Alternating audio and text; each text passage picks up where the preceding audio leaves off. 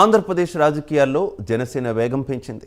రాష్ట్ర వ్యాప్తంగా 50 పైచిలుకు స్థానాల్లో పోటీ చేసేందుకు పావులు కదుపుతోంది. ఈ క్రమంలో ఏ స్థానాల్లో ఎవరెవరిని నిలపాలనే విషయంపై కసరత్తు చేస్తోంది. రాష్ట్రంలో 50కు పైగా స్థానాల్లో పోటీ చేయాలని ప్రజలు కోరుకుంటున్నారని ఆ కోణంలో ముందుకు సాగుతోంది.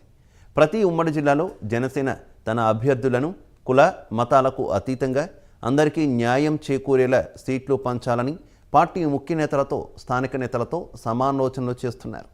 త్వరలో అభ్యర్థుల పేర్లను ప్రకటించనున్నారు. ఇప్పటికీ వైసీపీ 3 జాబితాలలో అభ్యర్థులను ప్రకటించింది. సీట్లు రాని వారు వేరే గూటికి చూసుకుంటున్నారు. ఇక ఈ క్రమంలో జనసేన భవిష్యత్తు కార్యాచరణ నియోజకవర్గ ప్రజల్లో స్థానిక నేతల్లో ఉత్కంఠను రేకెత్తిస్తోంది. అయితే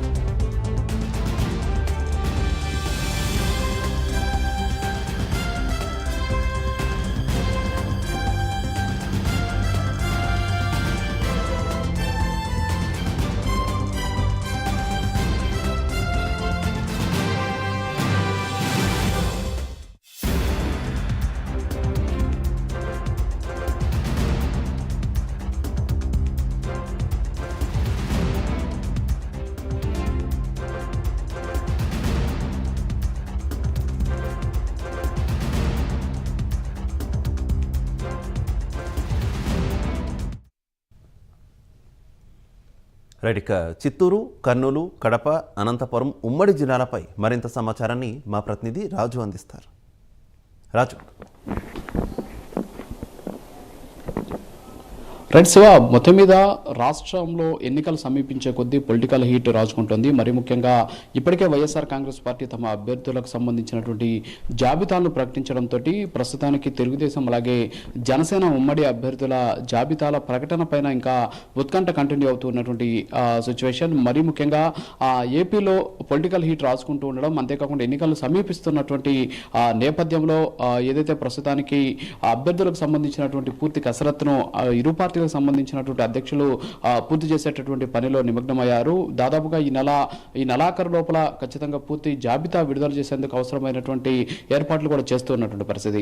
అయితే ముఖ్యంగా ఆంధ్రప్రదేశ్లో దాదాపు 50 పైచులకు సీట్లను జనసేనకు కేటాయిస్తారు. ఆ జనసేన గెలిచేటటువంటి సీట్లకు సంబంధించి ఇప్పటికే ఒక రకమైనటువంటి సర్వే కూడా పూర్తయినటువంటి పరిస్థితి. అక్కడ ఉన్నటువంటి సామాజిక రాజకీయ సమీకరణల నేపథ్యంలో ఎవరికి అక్కడ సీటు కేటాయించాలి అనే దాని మీద దాదాపుగా ఒక క్లారిటీకి వచ్చినట్టు తెలుస్తోంది.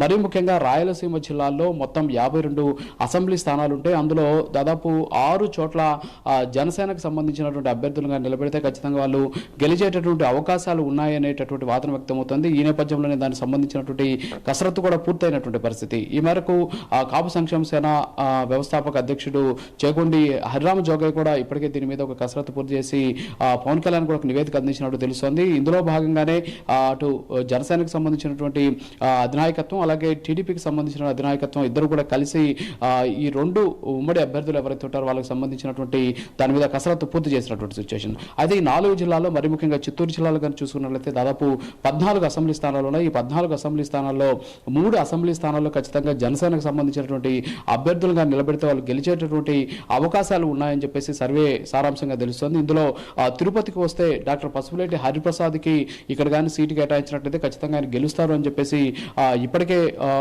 జనసేనకు సంబంధించినటువంటి నాయకులు ఒక నిర్ణయం తీసుకున్నట్టు తెలుస్తుంది. ఒకవేళ డాక్టర్ పసుపులేటి హరిప్రసాద్ కాకపోతే ఆ స్థానంలో జనసేనాని పవన్ కళ్యాణ్ కూడా ఇక్కడ గెలిచేటటువంటి ఛాన్సెస్ ఉన్నాయి. ఆయనకు కూడా ఇక్కడ అవకాశం ఉంది అని చెప్పేసి 2 పేర్లు ఇక్కడ ప్రస్తుతానికి ప్రస్తావనకి వస్తూ ఉన్నటువంటి పరిస్థితి. మరోపక్క మదనపల్లి నియోజకవర్గానికి సంబంధించి అక్కడ 2 పేర్లను ప్రముఖంగా వినిపిస్తూ ఉన్నటువంటి పరిస్థితి. అందులో శ్రీరామ రామాంజనేయులు అనేటటువంటి ఒక పర్సన్, అంటే ఆయన ప్రస్తుతానికి బలిజ సామాజిక వర్గానికి సంబంధించినటువంటి వ్యక్తి. అంతేకాకుండా మదనపల్లి నియోజకవర్గంలో ఇటీవల పార్టీకి సంబంధించినటువంటి కార్యక్రమాలను విస్తృతంగా ప్రజల్లోకి తీసుకెళ్లేటువంటి ప్రయత్నం చేస్తూ ప్రస్తుతానికి జనసేనాని భావజాలంతో ముందుకు వెళ్తూ ఉన్నటువంటి నేపథ్యంలో ఆయన అక్కడ గెలిచేటటువంటి ఛాన్సెస్ ఉన్నాయి. ఎందుకంటే బలిజ సామాజిక వర్గానికి సంబంధించినటువంటి ఓటర్లు ఎక్కువగా ఉన్నటువంటి నేపథ్యంలో అక్కడ గెలిచేటటువంటి ఛాన్సెస్ ఉన్నాయి. కాబట్టి ఆయనకి అక్కడ సీట్ ఇవ్వాలి, లేకపోతే ఆయన కాకపోతే ఆ స్థానంలో షాజహాన్ పాషా అనేటటువంటి మాజీ ఎమ్మెల్యే ఎవరైతే ఉన్నారో ఆయనకి ఇచ్చినా సరే గెలిచేటటువంటి అవకాశాలు ఉన్నాయని చెప్పేసి ఇప్పటికే ఒక సర్వే రిపోర్ట్ కూడా సిద్ధం చేసినటువంటి పరిస్థితి. మరోపక్క చిత్తూరు అసెంబ్లీ నియోజకవర్గానికి సంబంధించి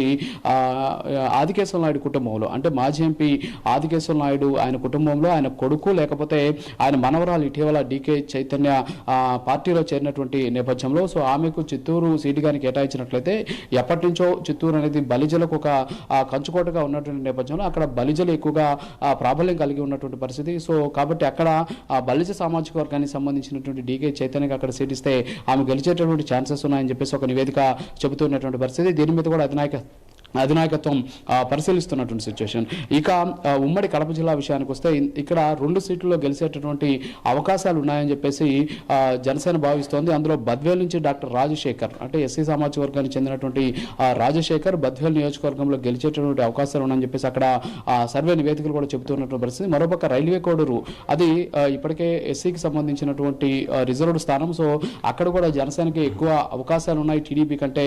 సో అక్కడ కూడా జనసేన అభ్యర్థిని నిలబెడితే గెలిచేటువంటి అవకాశాలు అని చెప్పి చెప్తున్నప్పటికీ కూడా అక్కడ జనసేనకు సంబంధించి ఏ అభ్యర్థి నిలబెట్టాలి అనే దాని మీద సరైనటువంటి స్పష్టత అయితే లేదు. ఒకవేళ జనసేన టీడీపీ ఉమ్మడి అభ్యర్థిగా ఎవరు నిలబెట్టినా సరే రైల్వే కోడూరులో గెలిచేటటువంటి ఛాన్సెస్ ఉన్నాయని చెప్పేసి ఈ సర్వే కూడా చెబుతూ ఉన్నటువంటి పరిస్థితి. అలాగే ఉమ్మడి కర్నూలు జిల్లా విషయానికి వస్తే నంద్యాలకు సంబంధించి శెట్టి విజయ్ కుమార్ ఈయన కూడా బలిజ సామాజిక వర్గానికి చెందినటువంటి వ్యక్తి. సో ఆయన అక్కడ గెలిచేటటువంటి అవకాశాలు ఉన్నాయి. అంతేకాకుండా నంద్యాల సీటును ఖచ్చితంగా జనసేన కైవసం చేసుకునేటటువంటి ఛాన్సెస్ ఉన్నాయి అని చెప్పేసి ఈ నివేదిక కూడా చెబుతూ ఉన్నటువంటి పరిస్థితి. మరోపక్క ఉమ్మడి అనంతపురం జిల్లాకు వస్తే గుంతకల్లు నుంచి మణికంఠ అనేటువంటి పర్సన్ కానీ రంగంలోకి తిప్పితే ఖచ్చితంగా అక్కడ కూడా గెలిచేటటువంటి అవకాశం అని చెప్పేసి చెబుతున్నటువంటి పరిస్థితి. సో ఏదైనప్పటికీ కూడా రాష్ట్ర వ్యాప్తంగా దాదాపు 50 పైచిలకు స్థానాల్లో జనసేన అభ్యర్థులు నిలబెట్టాలి. సో జనసేన అభ్యర్థులు గెలిచేటటువంటి అవకాశాలు ఉన్నటువంటి నియోజకవర్గాలకు సంబంధించి ఇప్పటికీ ఒక సర్వేని పూర్తి చేసి అక్కడ ఏ అభ్యర్థులకు అవకాశం కల్పిస్తే గెలిచేటటువంటి అవకాశం ఉన్నాయో దాని మీద ఒక కసరత్తు అయితే పూర్తయినటువంటి పరిస్థితి. అందులో మరీ ముఖ్యంగా ప్రపంచ ఆధ్యాత్మిక క్షేత్రంగా విరాజిల్లుతున్నటువంటి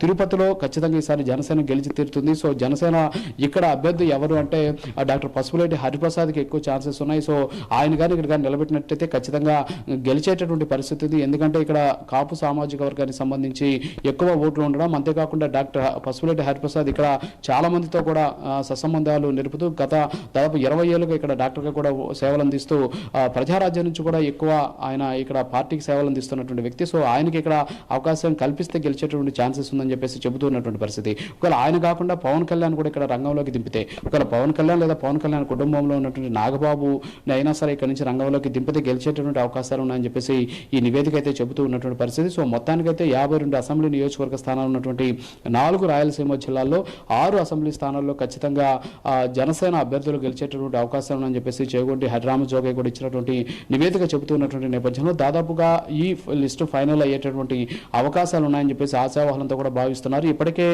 ఈ అభ్యర్థులందరితో కూడా జనసేనాని పవన్ కళ్యాణ్ వేరువేరుగా సమావేశమయ్యారు. అంతేకాకుండా గెలుపుకు ఉన్నటువంటి అవకాశాలు, అంతేకాకుండా గెలిచేందుకు తీసుకుంటున్నటువంటి వ్యూహాలతో పాటు అక్కడ ఉన్నటువంటి స్థానిక పరిస్థితుల మీద కూడా ఆయన మాట్లాడి వాళ్ళందరినీ కూడా వర్కౌట్ చేసుకోవాలని చెప్పేసి చెప్పినటువంటి పరిస్థితులు ఉన్నాయని చెప్పేసి విశ్వసనీయ సమాచారం. సో ఏదైనప్పటికీ కూడా జనసేన అలాగే టీడీపీ ఉమ్మడి అభ్యర్థులను గెలిపించుకోవాలి. 175 స్థానాల్లో ఈ 2 పార్టీలకు సంబంధించిన ఉమ్మడి అభ్యర్థుల గెలుపు కోసం ప్రతి ఒక్కరు కూడా కృషి చేయాలని చెప్పేసి చెబుతున్నటువంటి పరిస్థితుల నేపథ్యంలో ఈ నెలాఖరులోగా పూర్తి స్థాయిలో 2 పార్టీలకు సంబంధించినటువంటి ఉమ్మడి అభ్యర్థుల జాబితా వెలువడేటటువంటి అవకాశాలు అయితే కనిపిస్తున్నాయి. సో రాయలసీమలో ఇప్పటి వరకు 6 స్థానాలు గెలిచేటటువంటి ఛాన్సెస్ ఉన్నాయని చెప్తున్నప్పుడు కూడా మరో 1-2 స్థానాలు కూడా పెంచేటటువంటి ఛాన్సెస్ కనిపిస్తుంది. ఎందుకంటే రాయలసీమలో అటు చంద్రబాబు నాయుడు మరోపక్క ప్రస్తుత సీఎం జగన్మోహన్ రెడ్డి ప్రాబల్యం ఎక్కువగా ఉన్నటువంటి నేపథ్యంలో ఇక్కడ కూడా జనసేనకి భారీ ఎత్తున ఓటు బ్యాంకు ఉంది అని చెప్పేటటువంటి ప్రయత్నం కూడా చేస్తున్నటువంటి పరిస్థితి. అయితే ఈ 50 పైచిలకు స్థానాలు ఏవైతున్నాయి వీటిలో మరీ ముఖ్యంగా సామాజిక సమీకరణను పరిగణలో పరిగణలోకి తీసుకొని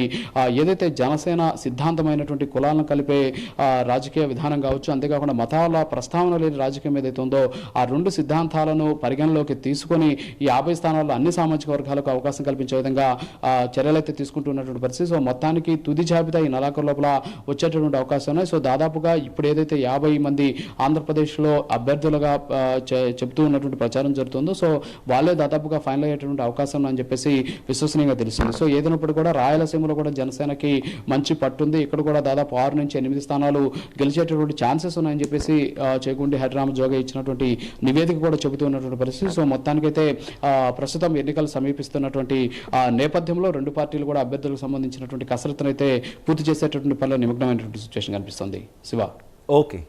ఓకే రాజు.